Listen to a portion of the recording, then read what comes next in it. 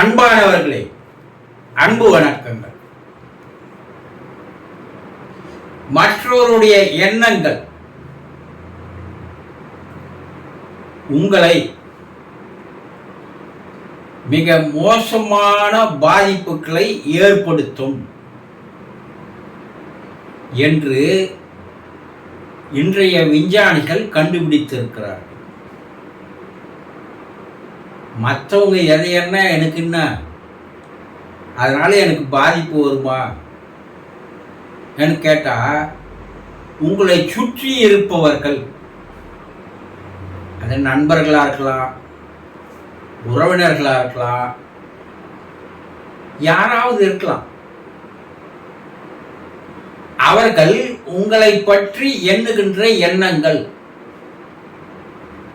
உங்களை பெருமளவு தாக்குகிறது என்று கண்டுபிடித்திருக்கிறார்கள். சாதாரணமாகவே நாம் எண்ணுகின்ற எண்ணங்கள் வலிமையான எண்ணங்கள், வலிமையற்ற எண்ணங்கள் என்று இரண்டு வகையா இருக்கு. இந்த வலிமையான எண்ணங்கள்ல நல்ல எண்ணங்கள் இருக்கு, கெட்ட எண்ணங்கள் இருக்கு. வலிமையற்ற எண்ணங்கள்ல நல்ல எண்ணங்கள் இருக்கு, கெட்ட எண்ணங்கள் இருக்கு. நாம் எண்ணுகின்ற எண்ணங்கள் நம்முடைய மூளையில ஒரு பாதிப்பை ஏற்படுத்துகிறது, விளைவுகளை ஏற்படுத்துகிறது.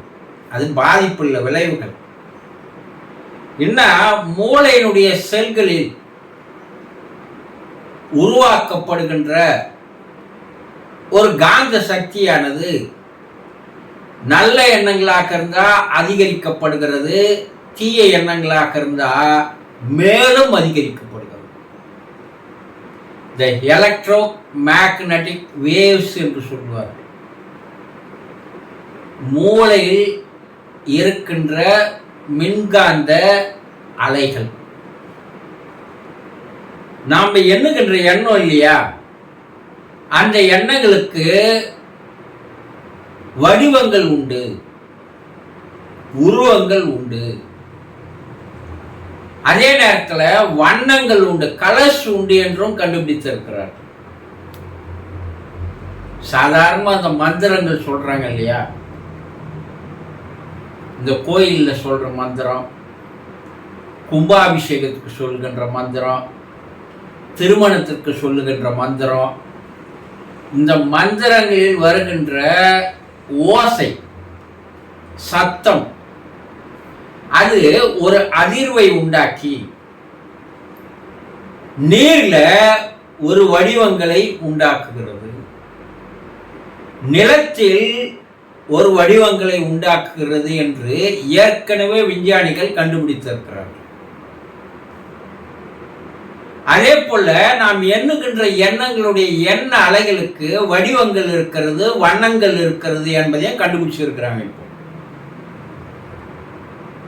இதெல்லாம் ஏன் நான் சொல்றேன்னா, நம்முடைய எண்ணங்கள் நல்ல எண்ணங்களாக இருந்தால் அது நமக்கு எவ்வளவு நல்ல விளைவுகளை கொண்டு வருகிறது, நாம் எண்ணுகின்ற எண்ணங்கள் கெட்ட எண்ணங்களா இருந்தா அது நமக்கு எவ்வளவு பாதிப்புகளை கொண்டு வருகிறது என்பதை நீங்கள் புரிந்து கொள்ள வேண்டும் என்பதற்காக தான் இவ்வளவு விளக்கங்களை நான் கூறுகிறேன்.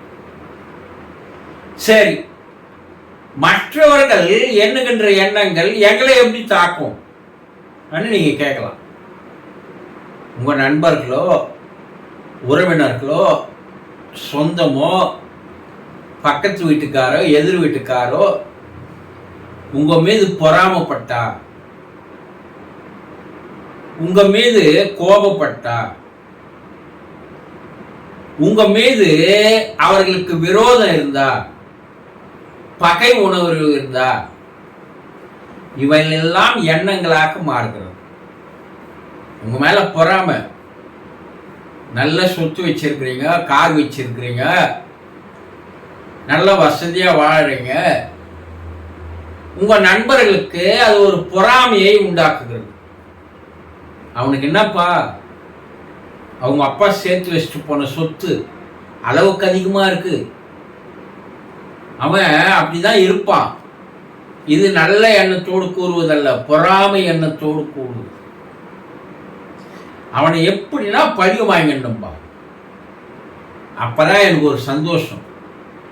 காரணம் என்னன்னா, ரொம்ப அகங்காரத்தில் அலையிறான், ஆணவத்தில் அலையிறான், என்னை எடுத்தெறிஞ்சு பேசுறான், என்னை ஒரு பொருட்டாவே நினைக்கிறது இல்லை.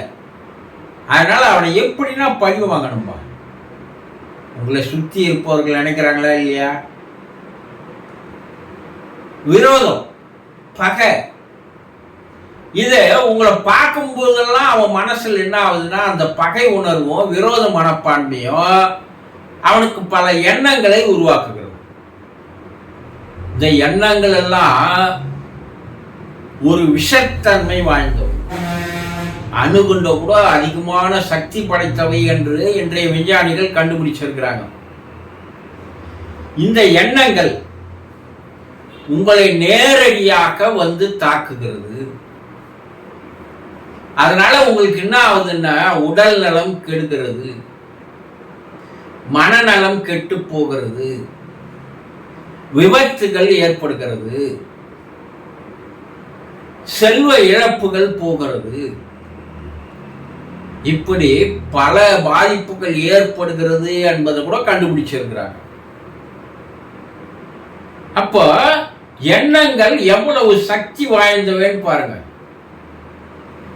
நீங்க நல்ல எண்ணங்களே எண்ணங்கன்னா அது பிரபஞ்சத்துல போய் சேர்ந்து உங்களுக்கு மறுபடியும் நல்ல எண்ணங்களையே கொண்டு வந்து உங்களை இன்னும் மேம்படுத்துகிறது, உயர்த்துகிறது, உங்களை மேலும் புனிதவனா தூய்மையான மனிதராக மாற்றுகிறது. நீங்க ஒரு கெட்ட எண்ணம் எண்ணங்கள்னா அது மறுபடியும் பிரபஞ்சத்துல போய் அது மறுபடியும் இந்த பிரபஞ்சம் இருக்குது பாருங்க, இந்த பிரபஞ்சத்துல நல்ல எண்ணங்களும் உண்டு, கெட்ட எண்ணங்களும் உண்டு. எவ்வளவு மனிதர்கள் எண்ணுகின்ற நல்ல எண்ணங்களும் பிரபஞ்சத்துல தேங்கி கிடக்குது, கெட்ட எண்ணங்களும் பிரபஞ்சத்துல தேங்கி கிடக்குது. அன்பு, கருணை, பாசம், அரவணைப்பு, தயவு, இப்படி நல்ல எண்ணங்களும் இருக்கு. பொற்சிருப்பு, பொறாமை, பகை, விரோதம், பழி வாங்குற குணம் போன்ற எண்ணங்களும் கலந்துருக்கு. இப்போ நீங்கள் எண்ணுகின்ற எண்ணங்கள் எப்படி பிரபஞ்சத்திற்கு போகிறதோ அதற்கு ஒத்த எண்ணங்களை கொண்டு வந்து மறுபடியும் உங்க கிட்ட சேர்க்குது. இதுதான் நம் முன்னோர்கள் ஒத்தது ஒத்ததை ஈர்க்கும் என்று சொன்னார்கள். இனத்தோடு சேருன்னு சொன்னாங்கல்ல. ஏன்பா அவன் அவனோட போய் சேர்ந்துக்கிறான், போயும் என்ன பண்றது, அவன் குணமும் அது போல்தான். அதனால பண்ணியோடு தான் சேரும் சொல்லுவாங்கல்ல. அது போல நீங்கள் எண்ணுகின்ற எண்ணங்கள் எப்படிப்பட்டதாக இருக்கிறது, அதற்கு ஏற்ற எண்ணங்கள் வரும். இது உங்களுக்கு பாதிப்பையும் தரும், நல்லவையும் தரும். மற்றவர்கள் எண்ணுகின்ற எண்ணங்கள் உங்களை நேரடியாக பாதிக்க செய்கிறது. உங்களை சுத்தி என்ன ஆயிட்டுன்னா ஒரு நெகட்டிவ் கவசம் உருவாக்கி விடுகிறது. அந்த கவசம் என்ன பண்ணுது, உங்களுக்கு எந்த ஒரு நல்ல வாய்ப்பை உங்களுக்குள் கொண்டு வந்து சேர்க்காமல் தடுக்கிறது. நான் எவ்வளவு முயற்சி பண்றேங்க, என்னால ஜெயிக்க முடியல, எவ்வளவு போராடி பார்க்கிறேன், என்னால வெற்றி பெற முடியல, நானும் போராடாத நிலை இல்லை, ஆனா நான் நினைச்சு இது எதுவும் நடக்கல எல்லாம் சொல்றீங்கல்ல. அப்போ உங்களை சுற்றி ஏதோ ஒரு தீய சக்தி சூழ்ந்து கொண்டிருக்கிறது என்பதை புரிஞ்சுக்கணும். பல பேர் இதை புரிஞ்சுக்கிறது இல்லை. எனக்கு தலைவிதி, நான் அப்படி அனுபவிக்கணுங்கிறதுன்னு சொல்லுவோம். கிடையாது. உங்களை சுற்றி இருப்பவர்கள் எண்ணுகின்ற, உங்களை பற்றி எண்ணுகின்ற எண்ணங்கள் ஒரு நெகட்டிவ் வேவ்ஸை உங்களை சுற்றி உருவாக்குகிறது. இந்த நெகட்டிவ் வேவ்ஸ் என்ன பண்ணுதுன்னா, எந்த ஒரு நல்ல எண்ணங்களையோ நல்ல சந்தர்ப்பங்களையோ சூழ்நிலைகளையோ வாய்ப்புகளையோ உங்களுக்கு கொண்டு வந்து சேர்க்க விடாமல் தடுக்கிறது. அப்போ மற்றவர்கள் உங்களை பற்றி எண்ணுகின்ற எண்ணங்கள் நெகட்டிவ் எண்ணங்களாக, தீய எண்ணங்களாக இருந்தால் நீங்கள் பெரிய அளவு பாதிக்கப்படுகிறீர்கள். இதெல்லாம் நம்ம முன்னோர்கள் ரொம்ப கரெக்டா அந்த காலத்திலேயே உணர்ந்ததால் தான் நீங்க என்ன பண்றாங்கன்னா, திருஷ்டி சுத்தி போடுதல்னு ஒன்று செய்வாங்க.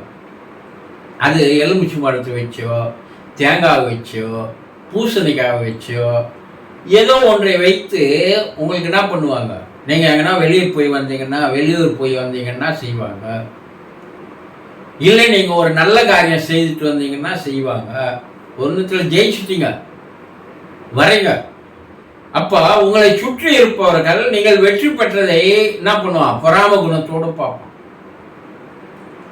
அப்போ அதையெல்லாம் போவதற்கு இந்த நெகட்டிவ் கவசம் இருக்கு பாருங்க, இந்த தீய வளையம், அதை உடைத்தெறிகின்ற ஒரு ஆற்றல் இந்த திருஷ்டி சுத்தி போடுதலில் இருக்கிறது என்பதை இன்றைய விஞ்ஞானம் கண்டுபிடித்து நம் முன்னோர்கள் கூறியது செய்தது எல்லாம் ஏதோ அறிவழித்தனமாக அல்ல, முட்டாள்தனமான செயல் அல்ல.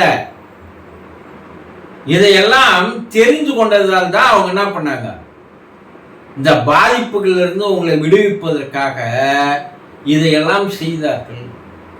ஆக உங்களுடைய எண்ணங்களும் உங்களுக்கு நல்லதை கெட்டதை சேர்க்கும், மற்றவர்களுடைய எண்ணங்களும் உங்களுக்கு நல்லதையும் செய்யும், பாதிப்புகளையும் ஏற்படுத்தும்.